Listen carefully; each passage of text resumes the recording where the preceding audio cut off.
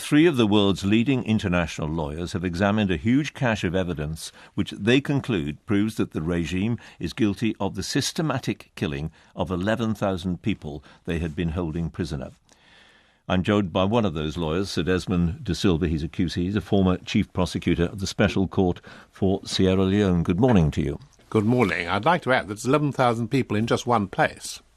So it may be many more than that. Many more. Up to how many? Well, we can't tell, but the figure of 11,000 comes from one particular area, and I cannot tell you what that area is to protect the identity of our source, the defector. Let's talk about him. He was, I think we know this, don't we? He was a military photographer, a police photographer, working for the military. Yes. And he took a vast number of photographs. Yes. He managed to smuggle out of Syria some 55,000 photographs. On a memory stick. On a memory stick. And over a period of time. And these photographs ended up outside Syria. And there came a point a few months ago when he finally decided he couldn't take it anymore. And things were getting a bit hot for him too. So he decided to defect and left Syria. And I can't tell you the method by which he left, but he got out of Syria. But we do know that he went to Qatar, don't we? He could well have gone to Qatar, yes. Right, because it was the government of Qatar that paid for you and your colleagues to do this work. Well, the government of Qatar was aware of the fact that he was a defector. And the government of Qatar was aware also of the fact that he could speak to things of the kind we have been investigating. As a consequence, the government of Qatar, through the firm of Carter-Ruck, the London firm of Carter-Ruck, decided to see whether his information was genuine and authentic. And I was asked to put together a team of people. So I chose colleagues like David Crane and Sir Geoffrey Nice, both of whom I knew. And we have spent a lot of time, of course, over the years, examining witnesses and indeed dealing with intelligence material.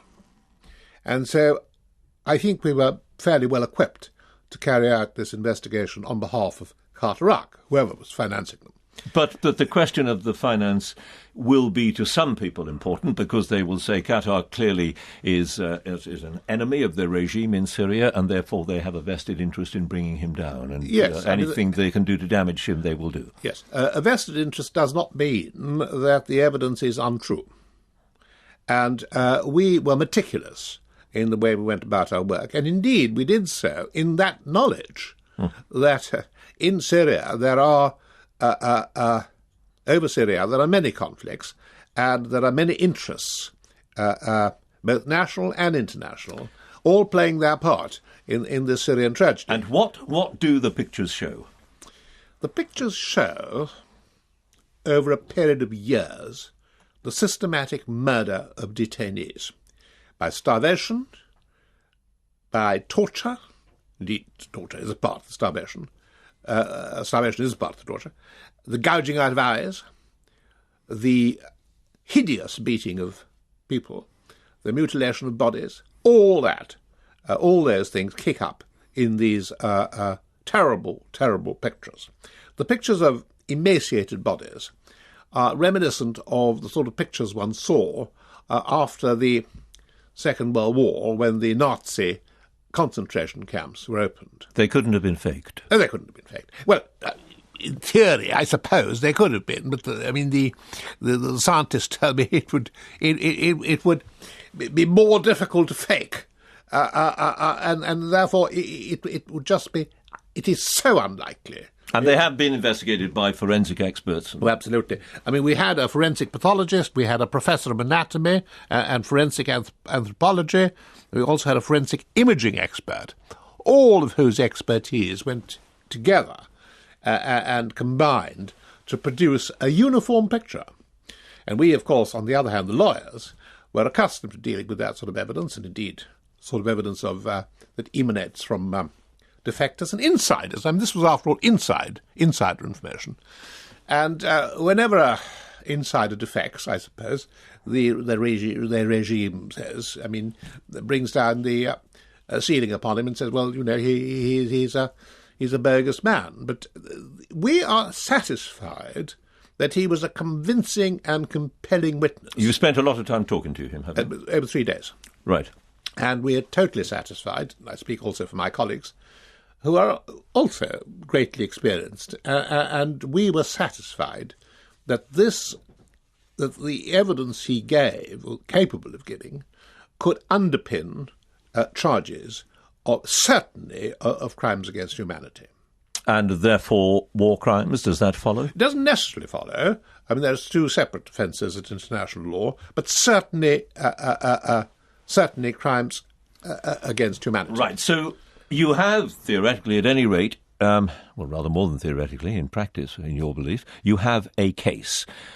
There's nothing you can do with it, is there? Because he is not, Assad and his fellow members of the regime are not going to leave Syria. They're not going to say, all right, I'll appear before the court. When would you like me to show up? Yes, that's very unlikely. And indeed, of course, Syria has not signed up to the Rome Statute, and therefore... The statute that approves of the ICC, the International Criminal Court, yeah. And if we took the route of going to the Security Council, I suppose, the Security Council has the power to refer matters to the ICC.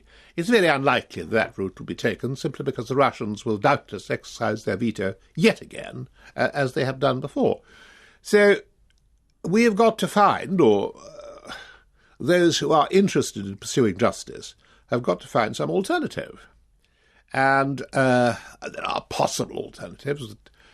A treaty-based court could be set up, I suppose. Which would do what? To try him, but he's not going to surrender himself to the court.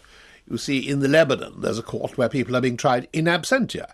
It's a method of getting the evidence of terrible crimes before the world. On the other hand, it's also not much more than a gesture, is it? Well, it's not much more than a gesture, because if in fact the Syrian regime is responsible, as all the evidence suggests, for a whole heap of terrible crimes, so long as the present regime exists in its present form, there's little doubt that the tragedy of Syria will go on, and the brutality being used by the security services and the other units that keep the regime in power will continue to be used in the same savage way. A final thought. What would you say to those who will argue, as they surely will, that atrocities are carried out by both sides in a civil war, particularly a brutal civil war such as we're seeing in Syria, and therefore this is only to be expected? Well, the brutality of war is hideous.